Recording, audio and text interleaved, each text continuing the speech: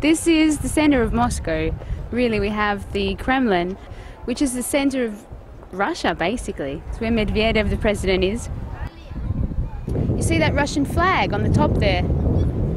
Okay, that means that Medvedev is at home. And you can see as you look down towards St. Basil's, the square kind of slopes down towards the river. And you can see there's loads of people, loads of tourists.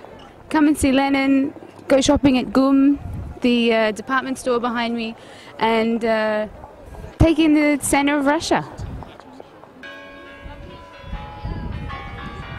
This is the Lenin Mausoleum. It's probably the most famous mausoleum in the world. People come every day. They're still coming in the morning from 10 until 1.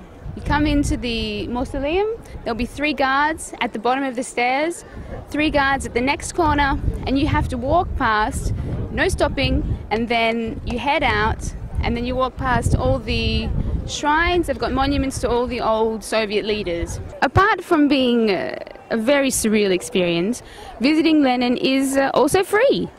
Also do a bit of bride watching if you're on Red Square. That's always fun too.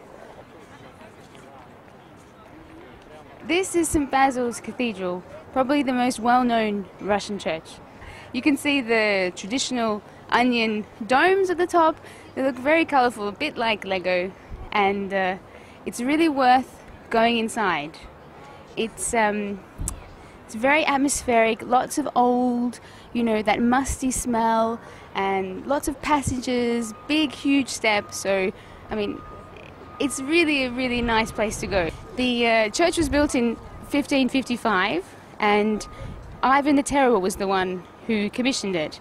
Now, legend has it that he was so happy with his creation that he decided to kill the architects, and he executed them just across the road, still on Red Square, at the execution spot. It's a good place to get rid of all your kopecks. Hey! Another one.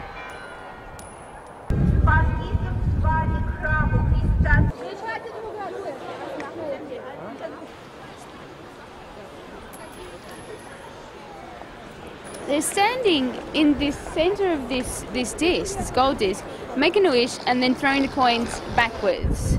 And these enterprising grandmother babushkas collecting all the money. Only the rubles, though, little kopecks like the 1 cent and 5, they're just leaving on the ground.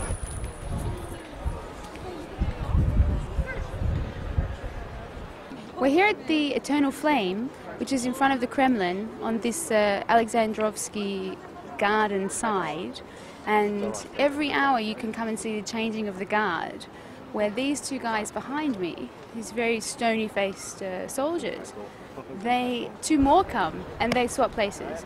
It's a very high-kicking, very militaristic exchange, and crowds flood to see it.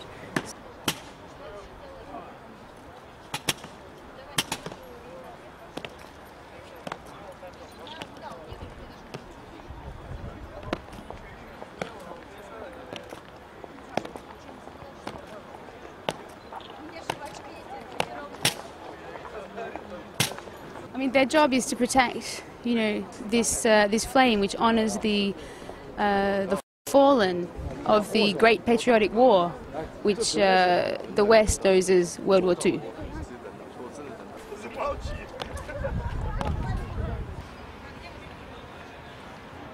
If you're coming to the Kremlin, you need to come here and buy a ticket.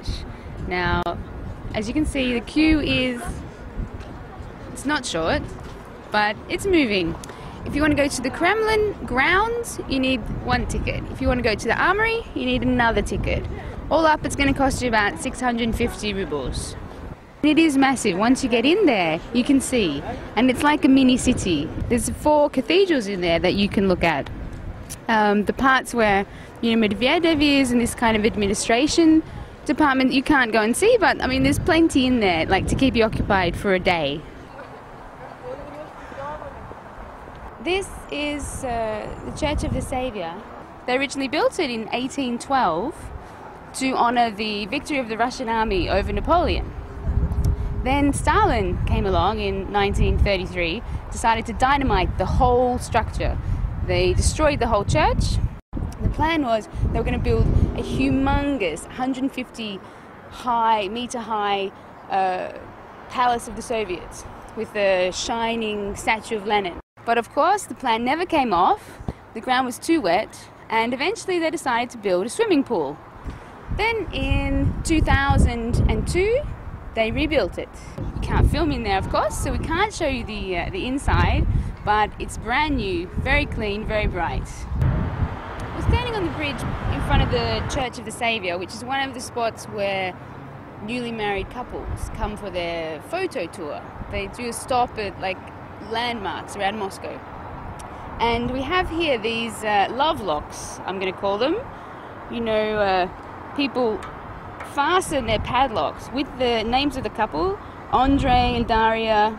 This one is Lisya and Mishka, forever.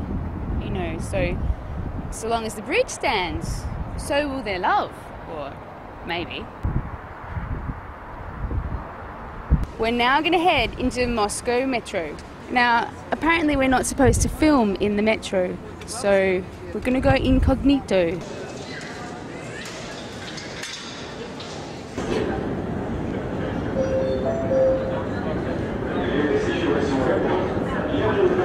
The escalators are long. By the time you get on the escalator to the bottom, you can read about 2 pages of a book.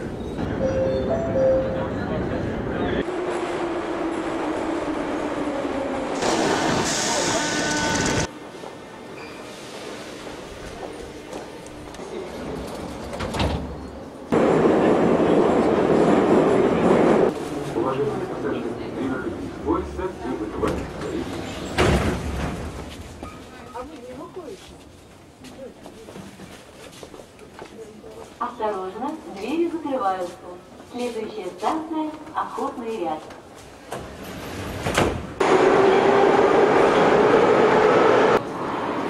At Ploshchad Revolutsy, all of these statues are symbols of good luck for Russians. These statues are so significant. I think he just did it. They're rubbing for luck.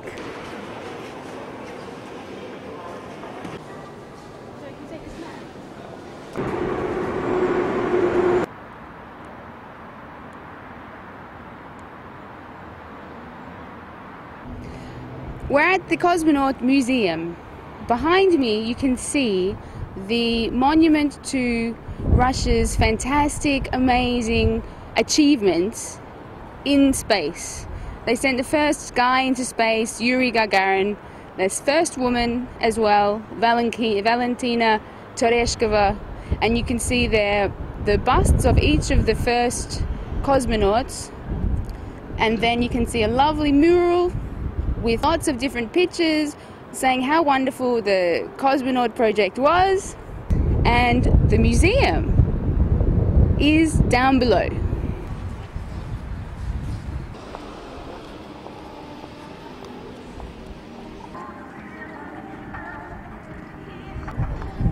We're at the All Russian Exhibition Centre. We've just come on the scene, we've found some great new friends. He's sort of like a moose, isn't he? He's a blue moose. He's super sweet. Wonderful little horn. Aren't you, sweetie? Wow.